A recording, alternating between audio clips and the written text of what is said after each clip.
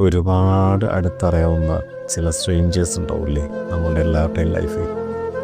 ഒരു കാലത്ത് 24 മണിക്കൂറും സംസാരിച്ചുകൊണ്ടിരുന്ന അല്ലെങ്കിൽ മെസ്സേജ് അയച്ചുകൊണ്ടിരുന്ന, നമ്മളെ ഹാപ്പി ആക്കിയിരുന്ന ചില ആളുകൾ, നമ്മളുടെ വിഷമങ്ങളെ അല്ലെങ്കിൽ നമ്മളുടെ സന്തോഷങ്ങളിലൊക്കെ എന്നും കൂടെ ഉണ്ടായിരുന്ന ആള് ഇന്ന് തികച്ചും സ്ട്രേഞ്ചറാണെന്ന്.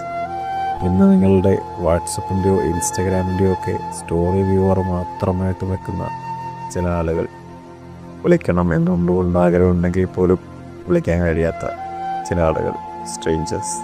ജീവിതത്തിലെ ഏതോ ഒരു നശിച്ച സമയത്ത് അവർക്കോ നമുക്കോ തോന്നിയൊരു മടുപ്പ്, അല്ലെങ്കിൽ ചില തെറ്റിദ്ധാരണകളുടെ മേലെ ഉണ്ടായ വഴക്കുകൾ, എന്തോ ഒരു കാരണം കൊണ്ട് അയാൾക്കും നിങ്ങളും ഇന്ന് എത്രയോ പ്രിയപ്പെട്ട സ്ട്രേഞ്ചേഴ്സാണ്.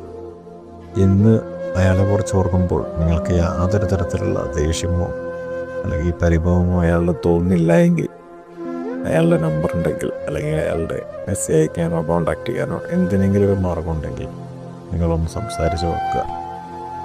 നിങ്ങളൊന്ന് വിളിച്ചിരുന്നെങ്കിൽ, അല്ലെങ്കിൽ നിങ്ങളുടെ മെസ്സേജ് ഒന്ന് വന്നിരുന്നെങ്കിൽ എന്നയാൾ ചിലപ്പോൾ മനസ്സൊന്ന് ആഗ്രഹിക്കുന്നുണ്ടാവായിരിക്കാം.